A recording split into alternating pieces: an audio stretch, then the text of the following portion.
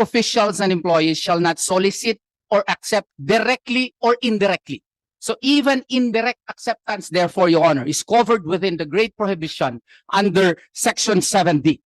And what are those disallowed to be indirectly accepted or solicited? Any gift, gratuity, favor, Your Honor, entertainment, loan, or anything of monetary value.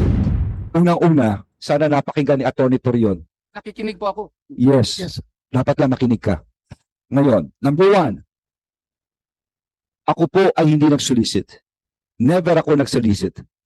At hanggang ngayon, wala ako natatanggap ni 5. Pakibasa nga ulit yun, yung sinabi mo kayo na gratuity, favor. Public officials shall not solicit or accept directly or indirectly. Yung word na indirectly eh. Okay, so Siya sabit eh.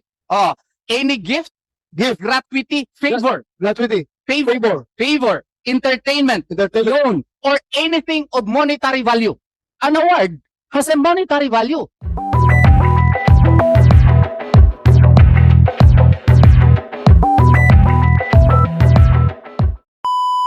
Ikaklaro ko lang ho para sa lahat at maunawaan po natin ang issue po rito. Yung pong reward na sinasabi, ito po ay inaalok. No? Hindi po ako nag-solicit nito. Never po ako nag-solicit. Never ko po nahawakan ng pera. Gusto lang nilang tumulong. At sila po ay nag-aalok ng pera sa mga magbibigay ng paraan upang mahuli si Pastor Quiboloy. Hanggang ngayon po, wala pa hong nabibigay ni 5 pera sa mga nahuli, maski na kay Canada. Tatanungin niyo po kung bakit. Siguro po natakot dahil nag-offer ng 20 million reward ang KOJC. No? On record po iyan, maski tanungin niyo po ang lahat. No? Inuulit ko, wala po akong natanggap, never ako nag-solicit po rito, at ito'y lamang pagtulong para mahuli si Pastor Quiboloy. Ngayon, sasariwain ko lang at ano ba legalidad nitong pagbibigay ng award. Alam nyo, ito'y parang pagtulong eh. In fact, may nakita kong isang clip na kung saan ang mismong, hindi ko po alam kung siya ay abogado ng Kingdom of Jesus Christ, no? Nakikita kong kasama po niya, na siya mismo nagsasabi ay ito'y legal dahil ginawa niya po.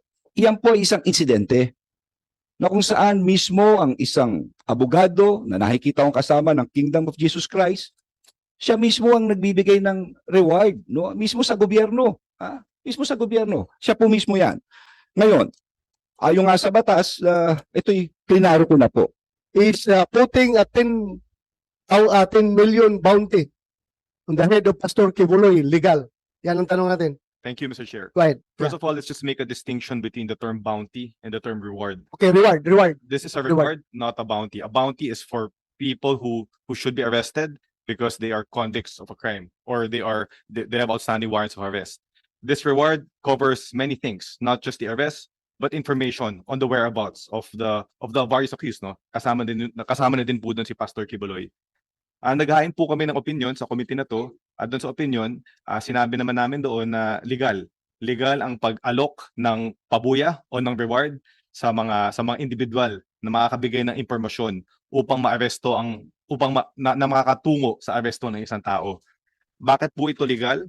Unang-una, kasama ito sa trabaho namin sa justice sector. Dapat namin ipatupad ang mga criminal laws natin at hindi ito mapapatupad kung ang mga akusado ay hindi matatagpuan. Bukod doon, maliwanag naman sa ating sistema na hindi bawal ang pabuya para mahanap ang isang akusado at madala sa husgado ang isang akusado.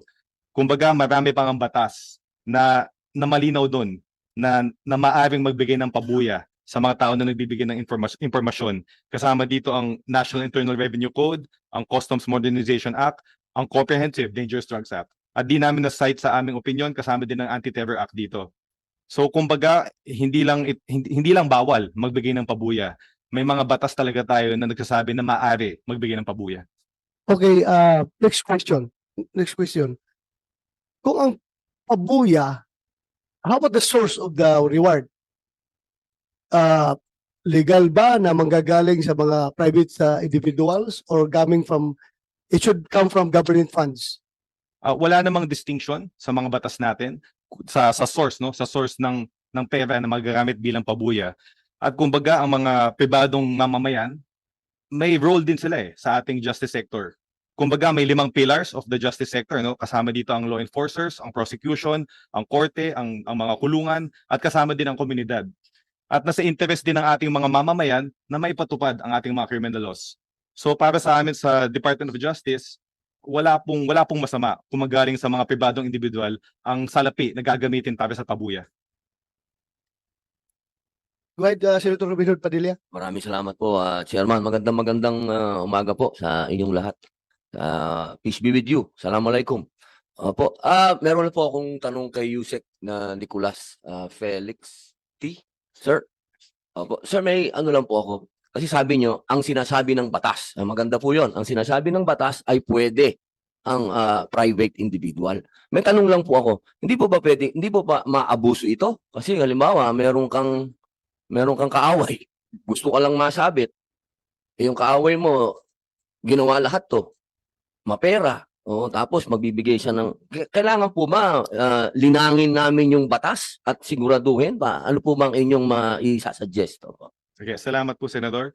Ang pabuya naman, nakasalalay yun sa criminal na complete, no? Sa criminal na action. At hindi naman natin basta-basta mabibigyan ng pabuya ang isang tao kung wala namang warrant of arrest, kung wala namang kaso na hinaharap ang mga subject ng pabuya. Opo, na sumasang-ayon po ako doon. Ang punto ko po, Yusek, ay halimbawa, nag-away po kami ni Senator Bato. Isang araw, di natin alam, pinakasuhan ako. Dahil siya ay nasa kapangyarihan, ako ay wala sa kapangyarihan, gumawa siya ng paraan. Ngayon, hindi ko alam na may kinausap din siya. Sinabi niya doon sa kausap mo, pare, ikaw ang ng pera dyan, ng reward. So, meron na siyang sariling motibo po, di ba po? Hindi po pwede. Ako po yung nagsasuggest para kami po yung makagawa ng batas. Hindi ko po kayo tinuturuan. Kayo po ay resource speaker. Kayo po ang magbibigay sa amin ng idea bilang kayo tiga DOJ. Sa tingin niyo po ba doon sa batas, may kulang? Na kailangan ilagay natin doon sa batas na una, kilala natin kung sino itong nagbibigay ng pabuya na ito ay walang pang sariling interes na mapahamak yung tao. Yun lang po ang ibig ko pong sabihin. Maaari po natin tingnan yan, no? Siguro mas maganda i-consultahin natin yung mga privacy experts natin. Kasi nga yung identity ng donor, maaaring consider to na confidential information. At siguro kung mamumungkahi ko po, mag-imbita po tayo ng resource person mula sa National Privacy Commission upang mabigyang linaw to. Opo, napakaganda po niyan. Siguro maganda din kung sino po yung inirereklamo. Dapat siguro para po sa akin, kailangan alam niyo po kasi ang batas dapat sa konstitusyon ang linaw na ang isang tao na pinagbibintangan dapat ibigay natin ng full force na siya din naman ay mabigyan ng due process. So malinaw po 'yun, sir. Alam niyo naman po 'yun. Yun lamang po parang sa akin lang meron lang baka magamit. Ang batas po ginagawa na po natin 'yan, 'di ba po? Naglilinang tayo ng mga batas para proteksyonan lahat. Kaya maganda po yung suggestion ninyo. Recorded naman po 'yun, Chairman. Makapag-usap po tayo kung paano natin liliwanagin yan sa batas para ang lahat ng katapatan ng Pilipino ay napapangalagaan. Maraming salamat po, Yusek. Kaya nga, puluwapan ko lang yung sinabi ni Senator Robin Hood Padilla. Para sa iyo, Yusek T. Halimbawa, yung nga, sabi niya, ako magkakawarrant of arrest. Or ikaw, magkakawarrant of arrest ka. Tapos ngayon, kasi ang nakalaban mo, may nasagasaan ka ng malaking tao. Ngayon, malaking tao yung mayaman, may pera, may kapangyarihan. Mag-offer siya ngayon ng reward para mahuli ka. Well, it's perfectly legal, as you said. Wala tayong problema dyan. Pero yung ethical aspect, moral aspect of that act, na sabihin mo na ganito na pala ang hustisya natin sa Pilipinas, mayaman yung kalaban ko, mabilis akong nahuli. Of course, wala akong question, may warrant ako Pero, yung ang pagpatakbo ng justice system ay driven by reward na nanggagaling mismo sa kalaban ko, di ba? Unfair para sa'yo, di ba? Parang napaka-unfair naman itong hustisya na ito. Mabilis akong nahuli dahil mapera yung nag-complain sa akin. Regardless kung ano yung kaso ko. Halimbawa, Halimbawa, inagawan ako ng lupa. I was oppressed. Mayroong opresyon. Inagawan ako ng lupa ng tao na yan. Because magaling siya, mayaman siya, kayang-kaya niya akong palabasan ng warrant, nakasuhan ako. Ngayon, siya pa ang magpuput up ng reward against sa'yo. What do you think? As a ordinary citizen, mukhang merong hindi tama, no? Mukhang legal nga, kung legal. Pero para sa atin, ethically, morally, ano tingin mo? Para sa amin po, Senator, Mr. Chairman, yung reward, ibang usapan ng reward doon sa kaso. Yung due process naman, doon sa kaso dumadaan yun eh. Kung, I'm talking about the case. Yung pagbibigay ng reward lang ang tinatanong ko, personal mo na opinion. Kung ikaw ngayon ang hinahanap ng batas, kalaban mo nga may pera, kaya niya mag-put up ng reward. Magbibigay siya ng reward ngayon. Anong feeling mo? ang opinion po namin, hindi po pinagbabawalan ang pabuya at kumbaga dahil nga ang komunidad Yung nga, may I have heard your Yeah. point already. Legal. From the legal point of view, it's perfectly legal. Wala akong problema. Tatanong lang ko sa iba yung about okay. personal, moral, ethical. Tao tayo eh. Mhm. Hindi ba tayo lahat abogado? Tao tayo. Nagkuhan lang tayo ng tama ba ito? But anyway, we stick to what is legal. Yes. Pagdating sa usapan dito. Ako lang, I am just approaching you sa human side. Okay? So, thank you. Attorney Torion, you're raising your hand. Yes, Your Honor. I would just like to politely respond to the statements made by Secretary Abalos, Your Honor, as well as Undersecretary Felix T, that this is not disallowed. In effect, this is legal. With due respect, I disagree. Because the provision of Section 7D of Republic Act 6713 is very clear, Your Honor, with due respect to our Honorable Secretary. And that during the press conference, he clearly said that there is this reward, implying implanting into the minds of the people that he already received it. But he clarified it today that he did not receive the award yet. But if we read the law, Your Honor, the clear letters of the law state, public officials and employees shall not solicit or accept directly or indirectly. So even indirect acceptance, therefore, Your Honor, is covered within the great prohibition under Section 7D. And what are those disallowed to be indirectly accepted or solicited? Any gift, gratuity, favor, Your Honor, entertainment, loan, or anything of monetary value. The fact that the Secretary, Your Honor, entertained the reward is in effect an indirect favor that he granted upon the person unidentified to put up this award. And this is even made graver, Your Honor, in the light of the fact that this was done in the course of his official duty as the supposed implementer of the law, or in connection with any operation being regulated by or any transaction which may be affected by the functions of their office. He is the Secretary of Interior and Local Government who manages the entire gamut of government operations insofar as law enforcement is concerned. Therefore, he should have high moral as well as legal ethics to refuse such favor, Your Honor, directly or indirectly, because public office is a public trust. Any air of suspicion must be prevented, Your Honor, to be accorded to him. So therefore, if we read cases regarding the Villanueva case, Office of the Ombudsman versus Maria Rowena Regalado, Your Honor, it is very clear that any air of suspicion, if you are a public officer, especially in the case of Secretary Abalos, who heads the PNP, Your Honor, he has direct administrative supervision over the PNP. He commands them, Your Honor. Then he should have exercised that becoming modesty to entertain directly or indirectly any favor from any person, because that would cast aspersion insofar as his reputation. It is illegal under the law, Your Honor. That is being said with due respect, Your Honor. Yes, attorney. Before I recognize Secretary Abalos, pakibasa nga ulit yun, yung sinabi mo kayo na gratuity, favor. Public officials shall not solicit or accept directly or indirectly. Yung word na indirectly eh. Okay, so Siya sabi eh. Any gift, gratuity, favor, gratuity, favor, entertainment, entertainment. loan, or anything of monetary value.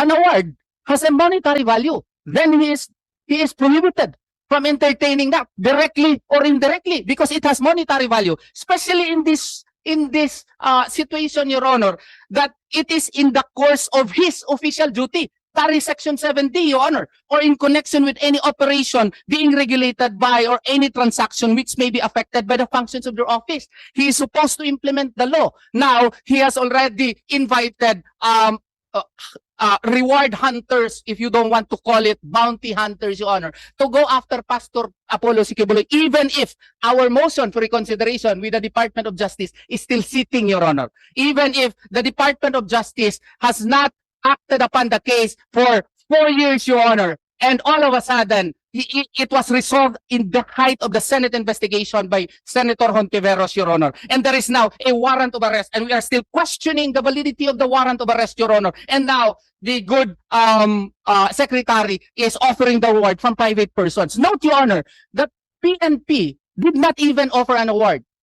Why, Your Honor? Because they have their own NAPOLCO memorandum circulars as to what are the requisites before you can put up an award. That is NAPOLCOM Memorandum Circular 2019 as amended by NAPOLCOM Circular number 2021, Your Honor. That's 063. So therefore, Your Honor, the NAPOLCOM is governed, Your Honor, by certain rules as to when you can offer a reward. Yet, the Secretary of Interior and Local Government is, all of a sudden, is entertaining and is even announcing to the whole world this reward system which is not in accordance with the NAPOLCOM Circular, Your Honor. Thank you. Thank you. You may respond, Secretary Abalos. Yes, Mr. Chair. Unang-una, sana napakinggan ni Atty. Torion. Nakikinig po ako. Yes, Yes. dapat lang makinig ka. Ngayon, number 1, ako po ay hindi nag-solicit. Never ako nag-solicit. At hanggang ngayon, wala ako natatanggap ni 5. Wala. Hanggang ngayon po, Mr. Chair. Pangalawa, napakaklaro ng sinabi ng Department of Justice. Andito ngayon ang DOJ. Pagdating sa batas, dapat tignan natin ang sinasabi ng Department of Justice at klarong-klaro ang sinasabi ni Yusek Nicolas Felix T. tungkol dito. At pangatlo, sabihin na natin yung sinasabi ninyo, matagal, etc., etc. Kaya naman tumagal to, hindi siya sumusuko eh. Di pasukuin nyo si Pastor Kibuloy. Kaya nga nagkaroon tuloy ng warrant of arrest eh. Matitigil lamang to kung siya harapin niya ito at sinasabi niyo naman kanina, hindi ko naman sinasabi, klaro naman sinabi ko, he is deemed to be innocent until his guilt is proven. No? So dapat lamang ito. No? So yun naman po ang aking sagot. And let it be on record na yun po ang posisyon ko rito. Thank you so much, Your Mr. Honor. Chair. Just a quick Thank you, request. Secretary Abalos. You may respond, Atty. Torion. With due respect to Secretary Abalos, the problem with this explanation is not it only covers one half of the law. What is prohibited, Your Honor, is that public officials and employees shall not solicit or accept directly or indirectly. The fact that he announced it, Your Honor, even if we say that he did not physically accept the money, but offering the word is already an indirect acceptance of that favor, Your Honor. So therefore, it is covered by the law. And being a high officer of the government, he should have exercised the becoming modesty. Pare, baka bawal ito kasi public official. Baka may kontrata ka sa akin. Baka sasabihin, tatakbo ako ng senador. Baka sasabihin na magsusuporta ka sa akin kasi may kontrata ka sa akin. All of these are being covered within our rules, especially in the light of the fact that Section 3C of RA 3019 likewise prohibits this, Your Honor. That is our only concern here, especially in the light of the fact that we are even questioning the finding of probable cause. The motion for reconsideration, Your Honor, is still pending with the Department of Justice even until now. Yet they allowed the warrant of arrest to be issued. They allowed harassment in the Kingdom of Jesus Christ structures every day, Your Honor, where policemen would be jogging at 5 o'clock in the morning, full of with full battle gear, Your Honor, only clearly to show that they are harassing our members. That is our point, Your Honor. Thank you, Atty. Torion. Yusek T. You have the floor. Thank you, Mr. Chair. Nais rin namin sumagot dun sa dalawang sinabi ni Atty. Torion. Unang-una tungkol dun sa RA 6713 na sinasabi niya linabag ni Secretary Abalos. Maliwanag naman sa ang pabuya, ang pera, ang salaping maaaring mabigay sa DILG, pinapalabas ni Atty. Torion na ito ay suhol. Hindi ito suhol. Maliwanag sa batas na ito'y magiging suhol kung binigay ito or inulit ito para sa isang pabor. Hindi man nagbibigay ng pabor si Secretary Abalos. Ginagawa lang niya ang kanyang tungkulin, ang aming tungkulin na may patupad ng ating mga batas. Ang pangalawang gusto naming sagutin ay ang pagsabi niya, ang sinabi niya ng DOJ daw ay nagkamali dahil hindi namin na-actionan agad ang appeal laban kay Pastor Kibuloy. Itong issue na to, unang-una, nasa korte na to. Kumbaga, kung gagamitin natin yung sinabi ni Attorney Torion kanina, sub judice na ito.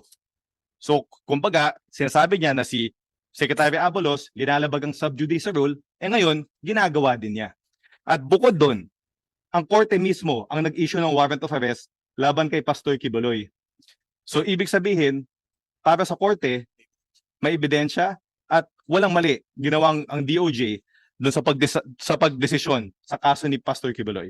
Yun lang po, Mr. Chair. If I may, Your Honor, Thank you, Authority. Yusek T. with due respect po, Authority yun. Go ahead. Undersecretary Te, wala po akong sinabing suhol. Ang sinabi ko dito, yung public official shall not solicit and accept directly or indirectly any gift, gratuity, or favor. Wala po akong sinabi. I just quoted the law as it is, Your Honor.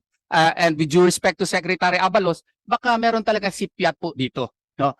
Kasi nga, yung Napolcom nga, meron nga silang clear parameters na-explain ko na last hearing po, yung Napolcom Memorandum Circular. Kaya siguro yung PNP hindi put up ng reward. Because if we will base it on their parameters, Your Honor, yung pinakamataas nga si Sahiron ay 6.7 million lang ata. Si Pastor Kibuloy, 10 million. Oo. So, even if we base it upon the parameters of the Napolcom Memorandum Circular, which actually has its own committee, Your Honor, Committee on Reward, no? They have their generals who will discuss these matters and apply the parameters before they would come up with the reward. They did not even put up that reward. Why? Because Pastor Apollo Kibuloy would not fit into the parameters set by the Napolcom Memorandum Circular. And then, sinabi ko na nagkamali ang DILG. Hindi po ako nagsabi nagkamali. Although, nag-file kami ng motion for reconsideration po sa DILG kasi sa tingin po namin, medyo kailangan po yun wastuhin. Pero yung sub judice rule, alam ko po na si Undersecretary Te, alam niya na if you are only discussing as to what happened, as to the procedural incidents of the case, that's not sub judice. But if he has a jurisprudence, Supreme Court decisions which can enlighten me, I am willing to learn, Your Honor. But as of my reading, Your Honor, that is not sub judice. Sub judice happens when you now narrate the declarations of a particular person in his affidavit and ascribe it to be rightful, just like, with due respect to Secretary Abalos, just like what he did a few minutes ago. That's sub judice. Yeah, okay. Thank you. I just would like to state for the record that the sub judice rule does not apply in any legislative inquiry. It was already ruled by the Supreme Court. Kung kinakailangan namin yung mga impormasyon na yan, galing sa ating mga resource person, sub judice rule does not apply according to the Supreme Court. Kung required yan ng committee. But before I recognize, you want to ask question? Okay. After you, Secretary Abalos. Attorney Torion, if you're wondering why, bakit yung sa PNP yung pinaka-violent na terorista, ang nakalagay lang doon, as you said, 1.2 million? Or ilang million ba yun? Pinakamataas? 6.7 million. Pinaka-Sayron, 6.7 million. I-compare mo ngayon kay Pastor Kibuloy, 10 million pesos. Itong 6.7 million, government funds ito, kaya Galing sa limitado. gobyerno. Maraming pera ang PNP, baka mga 20 million pa yan kung sobra-sobra ang pera ng PNP. Pero limitado ang pera ng PNP, kaya kinakalibrate lang ng PNP yung pagbigay ng reward. Pero itong dito sa nag-offer kay Secretary Abalos na mga civilian entities, baka mga mayayaman, may kaya, so they can put up more money. Pakinggan muna natin after Senator Ruben Padilla, will recognize Secretary Abalos. Go ahead, Senator Padilla. Maraming salamat po. Gusto ko lamang po uli-balikan si Yusek Nicolas Felix T. Kasi po, kasalukuyan na po kami nag-uusap ng aking legis para po kung ano pa yung pwede nating gawin doon sa batas. Gusto ko lang pong linawin uli, parang verification lang po kanina sinabi nyo kasi iba pa rin ang bounty at reward. Yung bounty po para sa convicted. Yung reward Para po sa accused pa lang. At pwede din po reward sa impormasyon lang. Informasyon lang. Pagkakaunan ng Opo, akusado. opo. Opo. Yung pero, Pero, sige po. I would like to correct you, Senator Robinson Padilla. Ang nakalagay doon sa konbiktado na mga terrorist, reward pa rin na nakalagay doon. Reward pa rin. So ibig sabihin, actually interchangeable yung word na yan, bounty or reward, depende how you term it. Kasi nakalagay talaga sa PNP, reward.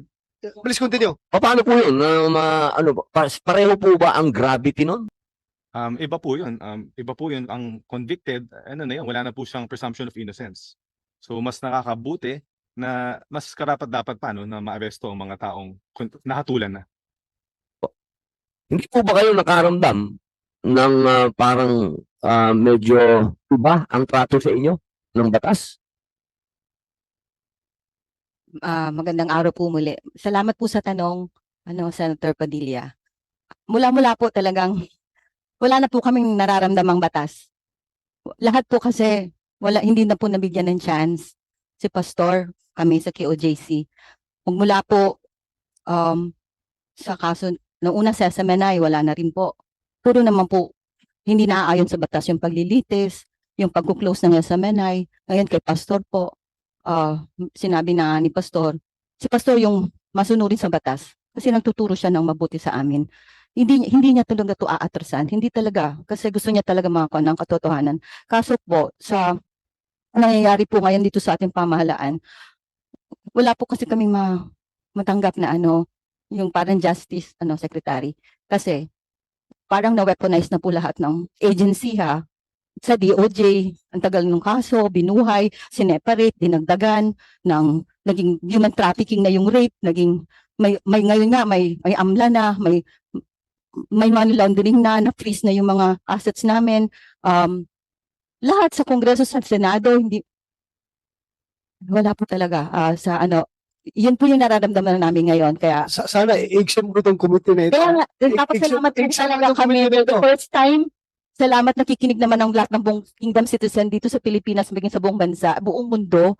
Nakikiisa sila sa amin ngayon sa pagharap, kahit nung first na nabigyan talaga kami ng boses sa unang pagkakataon lang po talaga ito na, hey, salamat, meron pa pala talagang nakikinig at magbibigay sa atin ng pagkakataon na maitama naman. Kaya, papasalamat po talaga, malaki pong papasalamat namin Senator Robin in behalf sa lahat po ng KOJC. At ganun lang din po kanina naman talaga ang gusto lang naman namin malaman. So nag-uusap tayo ng batas kung reward ba o bounty. For the sake sa amin din 'yon. Biglang nagkaroon ng patong sa ulo si Pastor. Kaya sa amin na sino 'yon?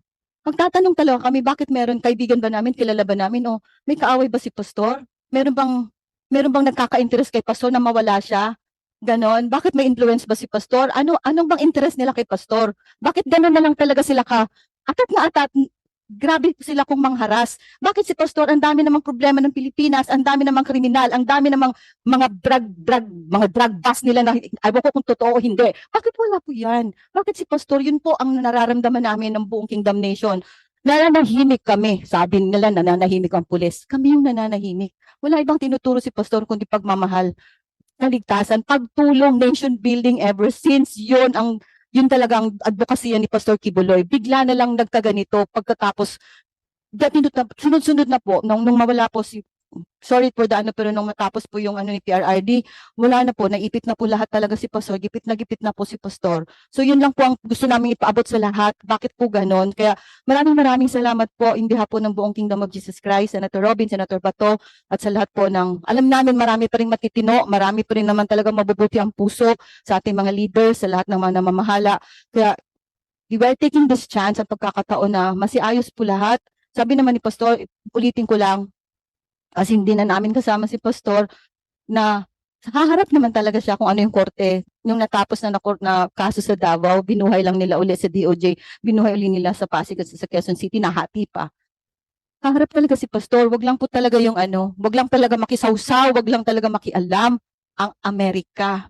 Kung wala lang dito lang talaga sa ating pamahalaan, dito lang talaga sa ating korte, makakaasa po talaga kayo na si Pastor, pero hindi po namin siya ngayon kasama, pero hopefully nakikinig si Pastor at malalaman din niya itong mga nangyayari. Kaya maano po. Maraming salamat po. Attorney, kasi pag pinag-usapan po natin kasi ang batas, may kanya-kanya po yan. Na siyempre, interpretasyon, galing po sa naratibo po ninyo, sa naratibo din ng, siyempre, ng gobyerno.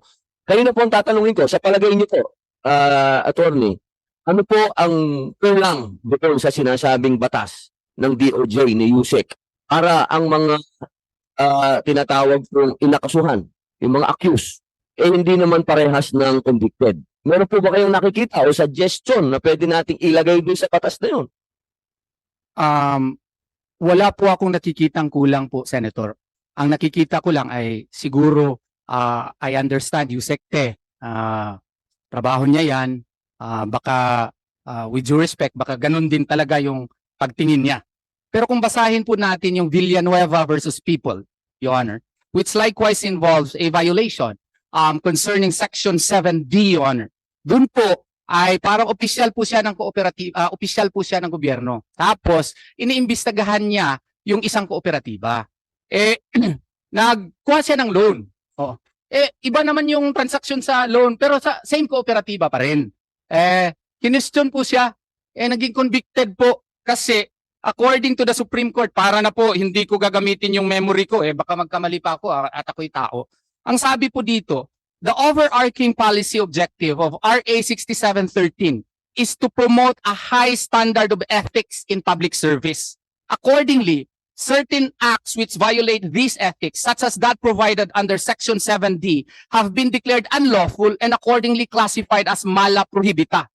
Notably, RA 6713 exhorts that public officials and employees shall always uphold the public interest over and above personal interest. Thus, public officials do not enjoy the same autonomy as that of private individuals, and hence, usually normal transactions as that of obtaining loans, as in this case, come with necessary restrictions whereby personal interests take a backseat for the sake of preserving the pristine image and unqualified integrity of one's public office. Kaya nga po, dito, pag-ibahin po natin, kasi po si Secretary Abalos ay Secretary of Interior and Local Government.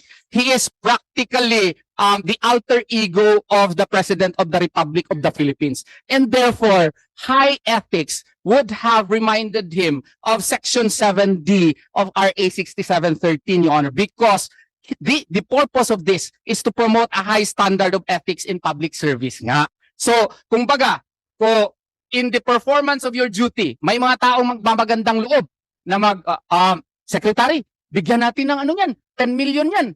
Dapat, sana, hindi yung in-entertain. Kaya baka yung tao na yun, may ulterior motive against kay Pastor. Note na may MR pa si Pastor. Hindi pa siya konbiktado po. Baka naman meron yung kontrata, yung tao na yun. Or meron yung pakay sa gobyerno. Kaya dapat iwasan yan kasi violation po yan sa batas. Walang kulang ang batas. Nandyan po yan. Sandali lang sa'yo. Mr. Chair. Sir, sandali lang. Quickly lang kasi related dito sa sinabi ni Senator Benhur Padilla, Human Rights Chairman Palpalatok. Maraming Yes, ma'am. salamat po, Mr. Chair. Magbibigay lang ho kami ng ambag doon sa planong pag-aralan ni Senator Padilla tungkol sa reward system. Dahil ang pinag-uusapan ho natin sa ngayon ay dalawang klase. Yung sinabi ho ni Yusek T, yun hong mga reward na mga ibinibigay ng pamahalaan naaayon sa batas tulad ng sa tax code, anti-terror. Yung pondo ho nun galing sa pamahalaan. Ngayon yung isang pinag-uusapan natin dito, pondo na contribution coming from the private individuals. Ngayon po, ang sa amin po, bagamat alam ko wala ho yatang batas pa tungkol doon sa mga contributions coming from the private individuals. Kaya magbibigay ho kami ng suggestion tungkol dito. Babanggitin ko lang ho yung Article 26 ng International Covenant on the Civil and Political Rights. Isa hong tratado na pinasok ng ating pamahalaan. Nakasad ho dito, all persons are equal before the law and are entitled without any discrimination to the equal protection of the law. In this respect, the law shall prohibit any discrimination and guarantee to all persons equal and effective protection against discrimination on any grounds such as race, color, sex, language, religion, political or other opinion, national or social origin, property, birth, or other status. garantisado rin po ito ng ating saligang batas sa ating Bill of Rights. So equal protection clause. Kaya ko binanggit ito dahil sa paggawa ho ng ating ng batas patungkol ho dito. Ang amin hong obserbasyon kasi kung wala hong guidelines na itatalaga ang ating pamahalaan, it may be subject to abuses by the power, by the state. So kung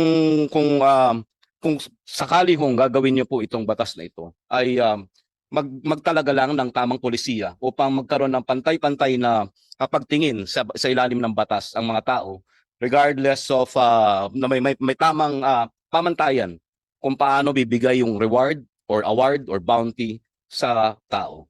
Maraming salamat po. Mr. Chair. Mabuti dito ka, Chairman. Palatok, salamat. You have the floor, Secretary Abalo, sir. Maraming salamat, Mr. Chair. Gusto ko lang mag-comment dun sa Senate na kaso ni Atty. Torion Filomena versus Villanueva versus People, June 10, 2019. Malaking pagkakaiba po ito. Misplaced po ang kanyang kinote. Bakit? Ito po ay may akusado no, na convict dahil siya'y kumuha ng personal na utang na loan from a cooperative despite being assistant director ng kooperatiba. Kaya ang sinasabi ng Korte Suprema, ang mga public officials shall always uphold public service over and above personal interest. Mr. Chair, wala akong interest dito. Hindi ko naman kilala si Pastor Kibuloy.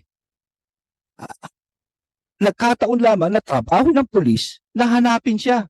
Nakakagalitan na nga na hanapin lahat ng mga akusado eh. Ngayon, yung sa amount, pagpalagay natin, amount 10 million. Ito lang masasabi ko po. Walang kahalagahan, walang katapat na halaga ang puri ng isang bata. Kung totoo man ito, walang katapat na halaga yun. No? Kaya nga dapat dahil is still deemed to be innocent until he is proven guilty. Harapin na lang niya ito. No? At meron tayong ano po rito, meron po tayong proseso po rito. Ganun lang kasimple po ito eh. Bakit ba tayo nagkakagulo-gulo? Kasi ayun sumuko eh. Sumuko siya tapos po lahat na usapin na ito. Ganun lang po kasimple lang. Salamat po, Mr. Chair. Hindi niya ma-divulge, very clear. Because takot siya na baka may mangyari. Kasi ang kasi ninyo nagpatong ng 28 Siyempre, million sir. bounty. Natakot Sir, alam mo, kung wala yung argumento ni Secretary Abalos na takot siya na malaman ng taong bayan kung sino yung nagbigay dahil sa counter offer niyo na 20 million, I can force him in a executive session. Kukunin ko talaga yung pangalan. Pero with that, I am also duty bound to keep the identities of these people in confidence dahil nga may counter offer tayo na 20. Intindihan ko. Sana maintindihan natin. So, hindi nila i-divulge kung sino yung magka-interest na magbigay at magtulong kay pastor. Ganun lang kasimple. Yeah, you heard it from him. Ayaw niyang Okay, so kung ayaw niya, ma-compromise. wala tayong magagawa. Yun naman pala. Maraming salamat po, Mr. Chair. Ma'am, maraming salamat po. Thank you, Secretary Abalos. Thank you.